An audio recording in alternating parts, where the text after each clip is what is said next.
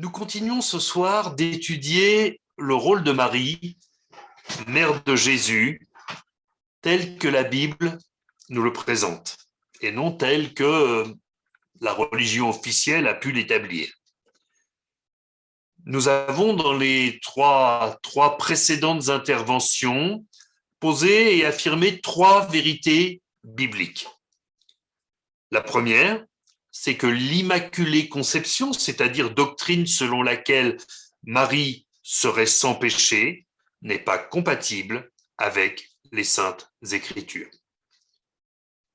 La seconde vérité que nous avons posée, c'est que rendre un culte à Marie est une hérésie. Dieu seul mérite notre adoration par le Saint-Esprit au nom de Jésus-Christ. Et puis la troisième affirmation que nous avons posée, c'est que Marie n'avait pas la science infuse de ce que Jésus allait devenir et faire. Elle a dû apprendre cette parentalité particulière. Aujourd'hui, je voudrais aborder un quatrième volet avec les confrontations qui ont pu avoir lieu pendant les 3 ans et demi du ministère terrestre du Seigneur Jésus avec Marie, sa mère.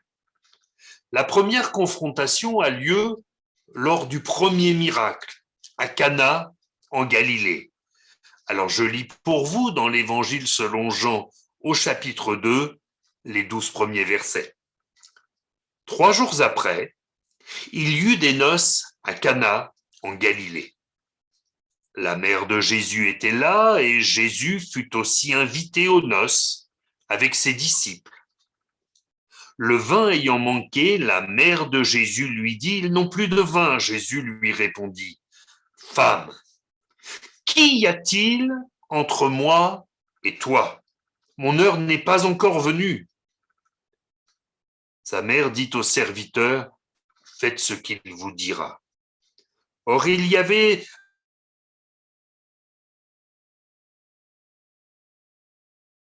chacun 2 ou 3 mesures. Jésus leur dit « Remplissez d'eau ces vases » et ils les remplirent jusqu'au bord. « Puisez maintenant, leur dit-il, et portez-en à l'ordonnateur du repas. » Et ils emportèrent.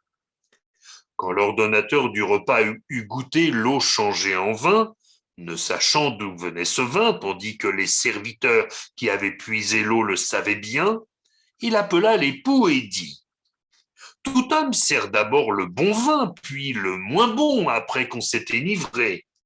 Toi, tu as gardé le bon vin jusqu'à présent. » Tel fut, à Cana en Galilée, le premier des miracles que fit Jésus.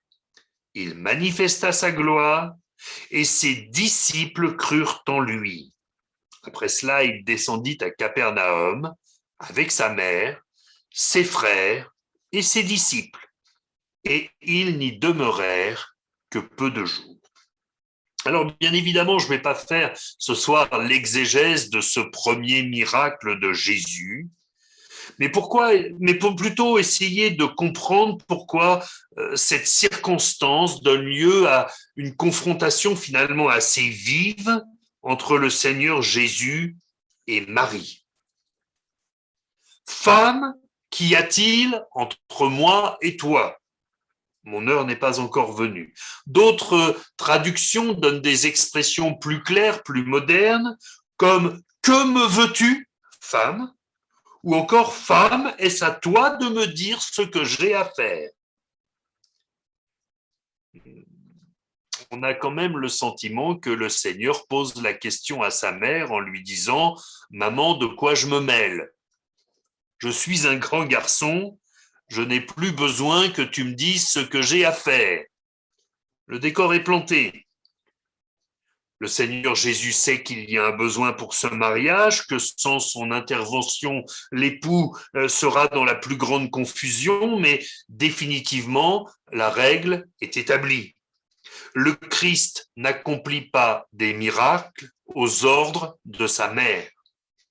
Ce que Jésus fait, c'est de glorifier le Père en manifestant sa gloire au travers d'œuvres miraculeuses, de prodiges.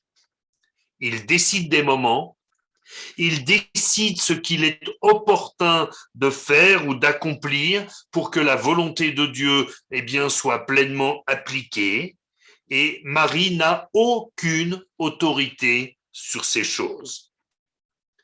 Cependant, si d'un côté il a dû remettre, permettez-moi l'expression, il a dû remettre sa mère à sa place, pour autant, il ne la rejette pas, il l'aime, et nous voyons qu'elle continue à suivre Jésus jusqu'à Capernaum avec ses autres enfants, avec les frères de Jésus.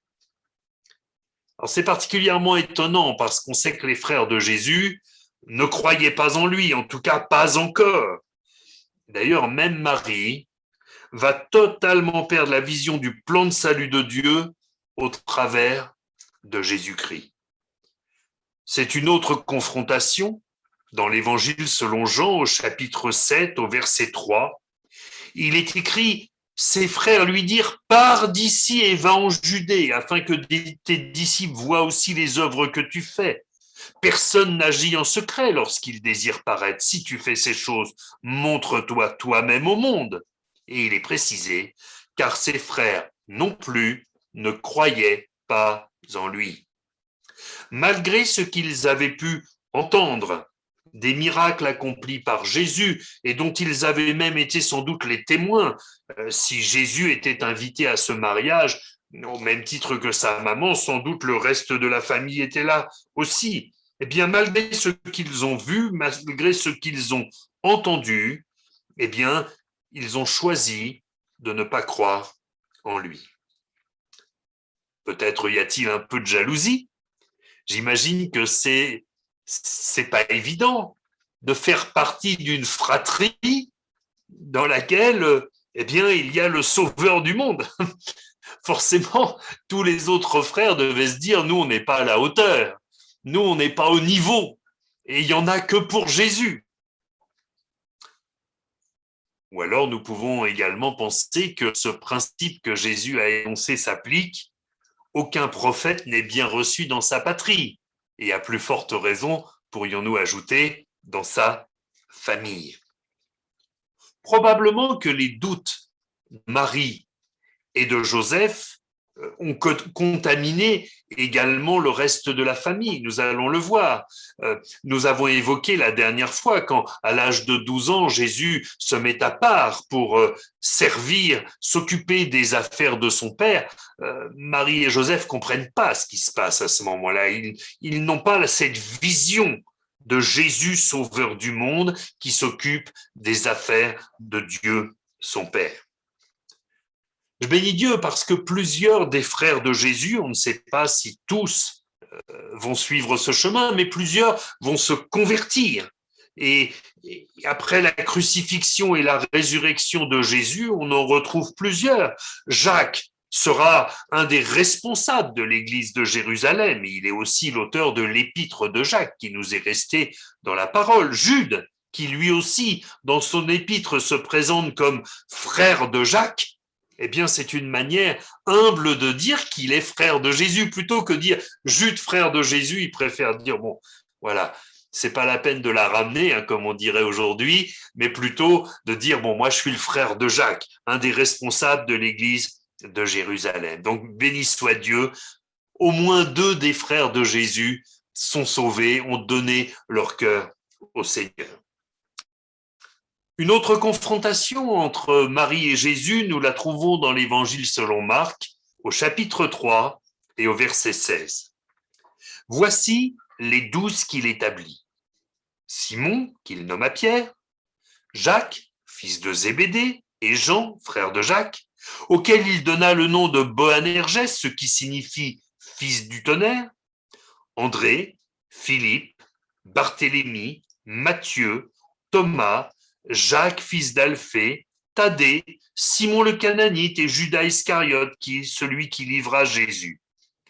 Ils se rendirent à la maison, et la foule s'assembla de nouveau, en sorte qu'ils ne pouvaient pas même prendre leur repas.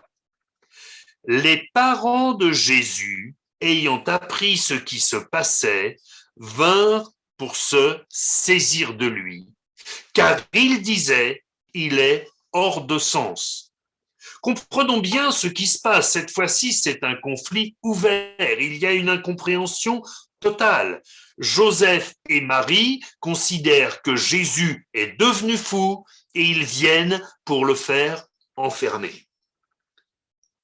Dès que le ministère du Seigneur Jésus prend forme, qu'il s'entoure d'une équipe, que sa vision de l'œuvre de Dieu pour le salut des nations s'exprime de façon claire, Joseph et Marie démontrent leur totale incompréhension du plan de Dieu au travers de Jésus.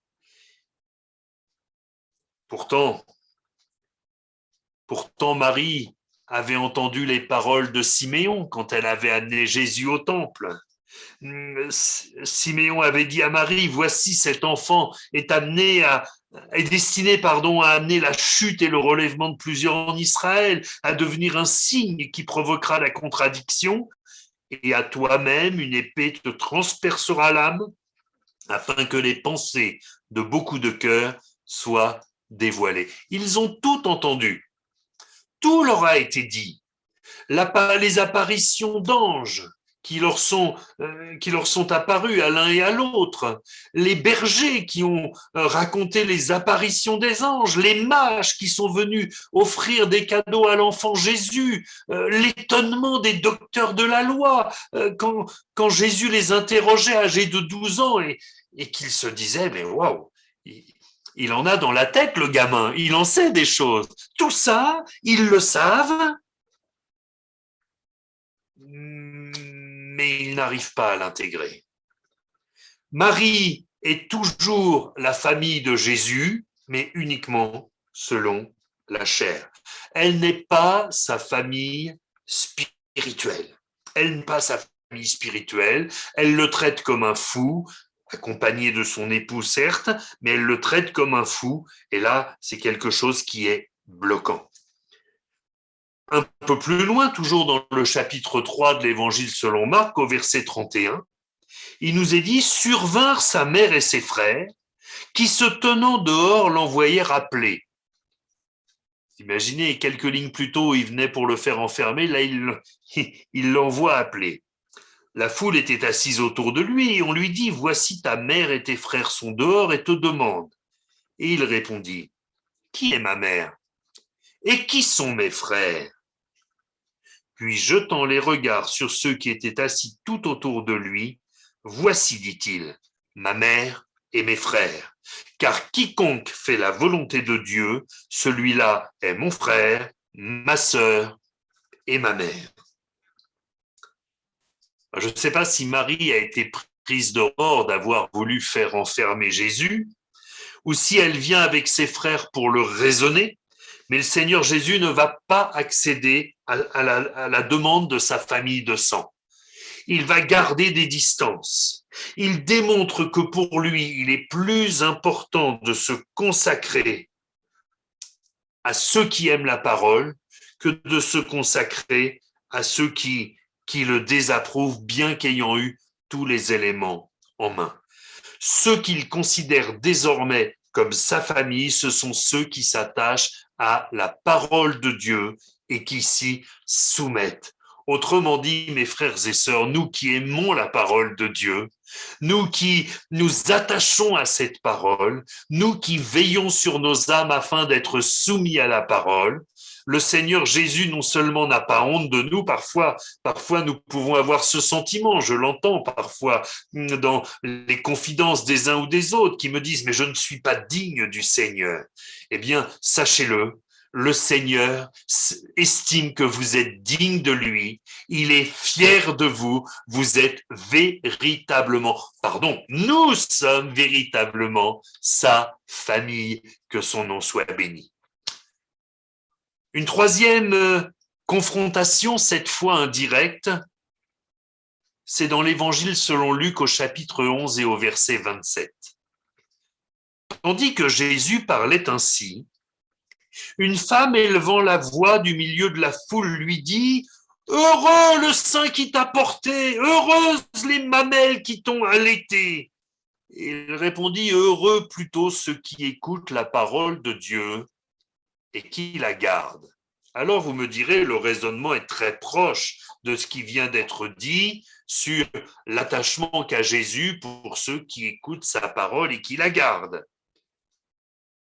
Et peut-être certains verront dans les paroles de cette femme simplement un peu de naïveté, un peu, voilà, un hommage bienveillant à la mère qui a eu l'honneur, le privilège de porter le Fils de Dieu dans son ventre et de l'allaiter.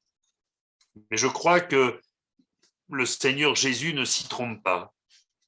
Il sait que s'il laisse la porte ouverte à l'adoration à Marie, eh bien, cela va prendre des proportions très rapidement. Et le fait est que bien que Jésus ait dit, non, non, vous occupez pas de ma mère, vous occupez pas du ventre qui m'a porté ou des seins auxquels j'ai été allaité, occupez-vous de la parole de Dieu. Bien que Jésus donne cet avertissement extrêmement clair, eh bien, nous voyons aujourd'hui que des foules entières adorent la Vierge Marie, que ce soit dans des grottes ou dans des basiliques, que ce soit à Lisieux ou plus près de nous, dans les Pyrénées, vous voyez bien de quoi je parle. Eh bien, il y a des processions, il y a toutes sortes de cultes qui sont rendus à la mère de Jésus. Il faut relever que dans toutes les religions antiques, il y avait toujours une place pour la déesse mère, d'une manière ou d'une autre, que ce soit dans l'Égypte ancienne, que ce soit en Mésopotamie, que ce soit quelles que soient même parmi les religions gréco-romaines, il y avait toujours une place pour une déesse mère, et même dans l'art préhistorique, on voit des femmes, des Vénus qui sont représentées avec des attributs volumineux pour en célébrer la fécondité. On voit que, eh bien, dans toutes les religions, depuis la nuit des temps, eh bien, il y a cette tendance à vouloir célébrer la femme qui donne la vie. Et la démarche de cette femme qui voulait célébrer Marie, eh bien, s'inscrit tout à fait dans ces traditions. Elle ne parle pas des valeurs spirituelles de Marie, elle ne parle pas de son obéissance à Dieu, elle ne parle pas de sa sensibilité au Saint-Esprit, elle rend un culte, pardonnez-moi, mais à son ventre et à ses seins. C'est clairement un culte idolâtre comparable à ce qui se faisait dans les religions antiques et même dans l'art préhistorique, comme je le disais précédemment. Et là encore, le Seigneur recentre les choses de la même manière. Il ne change pas la parole, l'obéissance. La parole, l'obéissance. Paul affirme dans Romains au chapitre 10 au verset 9, ce sera ma conclusion, que si tu confesses de ta bouche le Seigneur Jésus, et si tu crois dans ton cœur que Dieu l'a ressuscité des morts, tu seras sauvé. Car c'est en croyant du cœur qu'on parvient à la justice, et c'est en confessant de la bouche qu'on parvient au salut. Selon ce que dit l'Écriture, quiconque croit en lui ne sera point confus. Pourquoi terminer de cette manière? Simplement pour dire, ça n'est pas une petite chose que d'invoquer le nom de Marie. C'est juste exactement l'opposé de ce que fait la parole et de ce que nous demande la parole. Si tu confesses de ta bouche le Seigneur Jésus, le seul nom par lequel nous devions être sauvés, le seul nom qui est celui du Fils de Dieu, le nom de Jésus-Christ. Des miracles encore aujourd'hui au XXIe siècle sont accomplis au nom de Jésus-Christ de Nazareth. Des délivrances sont obtenues au nom de Jésus-Christ de Nazareth. Et il n'y a aucun autre nom qui puisse donner ces miracles, qui puisse donner ces délivrances. À lui seul soit toute la gloire. Alors, eh bien, la semaine prochaine, nous verrons ce qui va se passer au pied de la croix. Et puis, nous verrons également quelle est la place de Marie dans le livre de l'Apocalypse et les conséquences que cela a aujourd'hui. Vous verrez qu'il y a eu des choses très particulières qui se sont passées en Europe et nous partagerons ces choses donc la semaine prochaine. Que le nom du Seigneur soit béni. Prions ensemble le Seigneur. Dieu Tout-Puissant, nous te bénissons pour la clarté de ta parole, Seigneur. Nous te bénissons, Seigneur, parce que tu nous l'as donné avec une précision qui ne met aucun doute, Seigneur, sur tes intentions, sur ta volonté. Et Seigneur, nous voulons nous y conformer. C'est le nom de Jésus-Christ que nous invoquons. C'est Dieu seul que nous prions. Et c'est par le Saint-Esprit que nous nous approchons de toi. Ô Père, merci de nous avoir donné ton Fils, d'avoir permis ce sacrifice salvateur sur la croix du Calvaire. Merci pour le sang qui a effacé tous nos péchés. Merci pour la résurrection qui nous donne l'espérance de la vie éternelle. Ô Dieu, tu es merveilleux. Nous te célébrons de tout notre cœur. Amen. Amen.